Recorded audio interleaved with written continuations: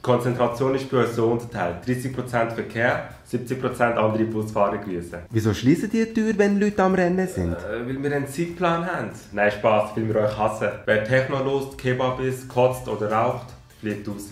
Ein Gedicht. Braucht es Omi fürs Sitzen zu lang? Fliegt sie beim Bremsendurchgang? Ich will fahren und aus dem Fenster schauen kann jeder. Ja, dann bewirb dich. Dich erwarten Augenring auf Augenring, Überstunden, Stress und ein Leben am Existenzminimum. Viel Spaß. Wohin fährt der Bus? Wichtige Frage, Hass. Es steht vom Fahrplan auf dem Bus. Kannst du lesen, der Vogelscheuche? Im Vertrag steht, wir haben eine 40-Stunden-Woche. Dabei sind 60 oder mehr. Schreien die Kinder und Teenager am Morgen. Was illegal, die aus dem Fenster zu schmeißen? Als Busfahrer siehst du mehr Arschlöcher als ein Arzt. Was gibt's für einen Vorteil in diesem Job? Frauen rennen dir hinterher.